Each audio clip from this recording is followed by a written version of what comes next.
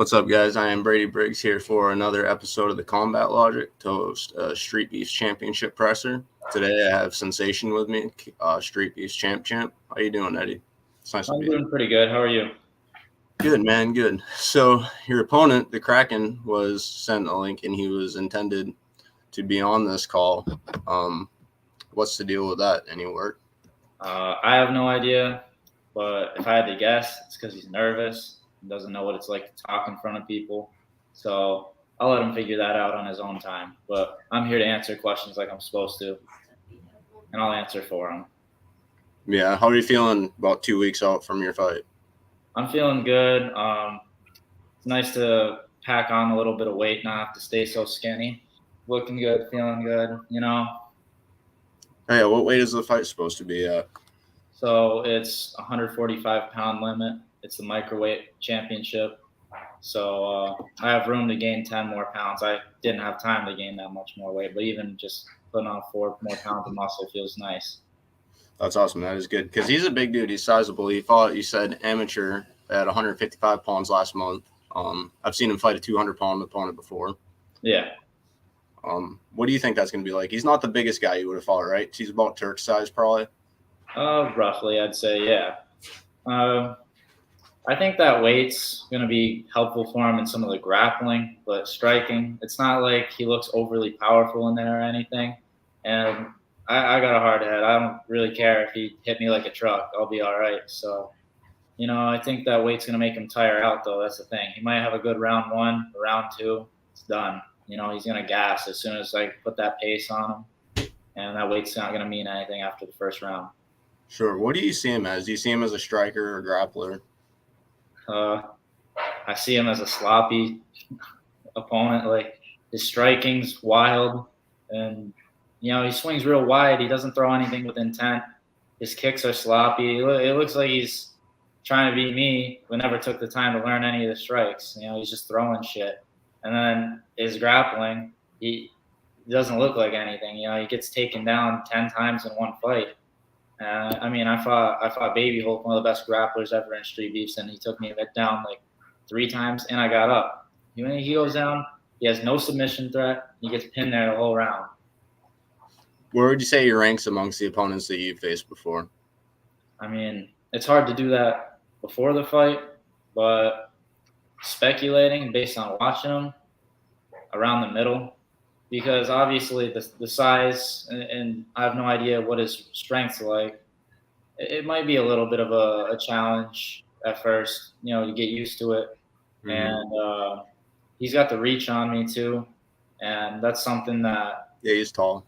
Yeah, that's something that I don't like dealing with if I don't have to. But it's nothing special. It's just another opponent at the end of the day. Sure. What is he like as a person? Have you ever met him? No, but I know he's calling me out for a long time, so he's pretty confident. I think he's a dumbass, for being honest. He's like, I deserve this, all this stuff. I was like, bro, you're not even in my weight class. And then he's coming down to fight at 45, saying he's going to meet me at 45, knowing I walk around at 35. Why didn't he just go fight for the 50 belt? Less weight to lose. It's because he's scared of that guy up there. But he thinks he's going to weight bully me. It's not going to happen. Yeah, maybe it'd be an easier fight with a lower weight opponent. Yeah. Let's see, you're 9-2. Have you finished every one of your opponents that you beat? I almost think you have. I think I have. Yeah. Besides the draws, yeah, because the draws go as a win here. But everyone that I've beaten, not a draw, I've finished. So yeah. Okay. All in the second round too. Yeah. So this is the first defense of your microweight belt, correct? Correct. For those of you that don't know, Sensation was crown champ about a month ago, 2 weeks ago, 4 weeks ago, something like that. What do you have to say to those who say that your belt was handed to you? Technically they're not wrong. It was given to me, but you got to look at my resume and you got to look at the rest of the guys in the division. They're all sitting there doing nothing. I'm going out there every month putting people away.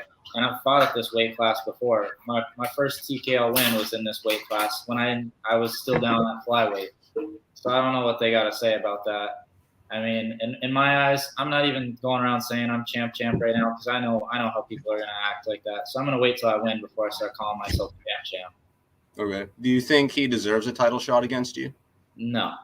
There's a couple other guys that are more deserving than him. Like I'd say Bermuda or maybe even Manu could have came down and fought for champ status as well.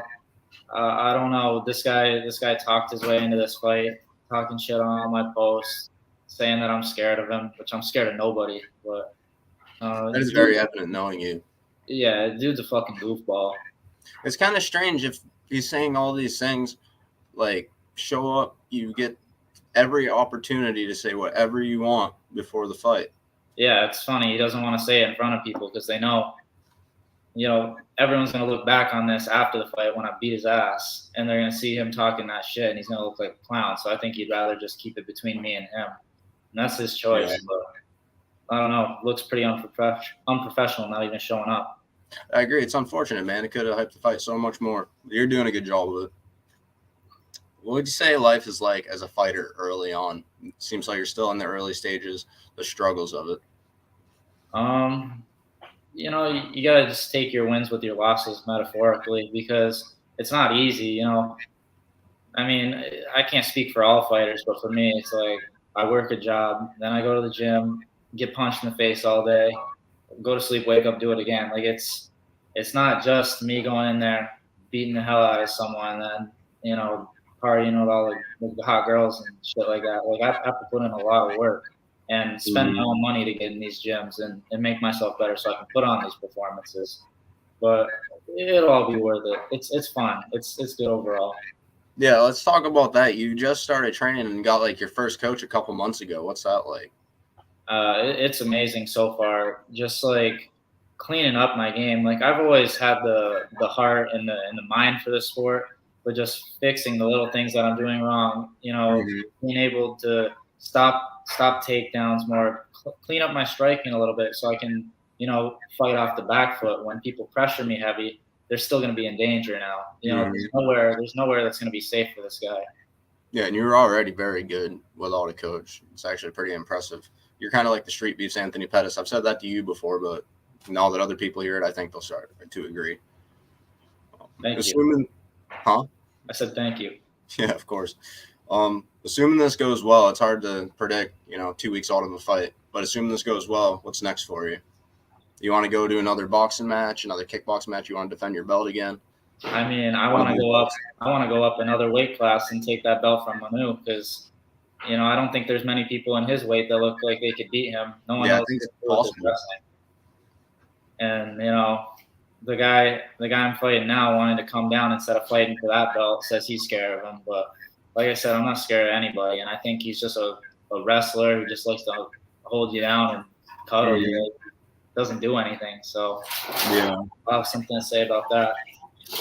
You say you're very good off your back. It's a really tricky place people find you in, or find it themselves in when they fight you. Sorry, what was that? It was like off your back. It's a very tricky place your opponents find themselves in when they fight you. Yeah, they don't want to be there. I think they just take me down to stop the ass beating on the feet. Mm-hmm.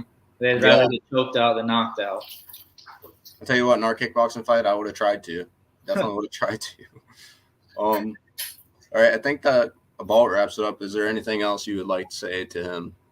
I'd just like to say that he's a bitch for not showing up. It's so unprofessional, and you took the time out of your day. People tune in and watch this. I took the time out of my day. The least he could have done was show up and talk some shit. Say all the shit he's been saying, but just speaks to the kind of man he is. And in 2 weeks, he's going to look like a fucking clown. Face down, ass up.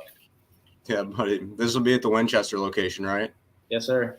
All right, awesome. There is a question that just came up. How much time do you think it would take you to get up another weight class comfortably? Comfortably?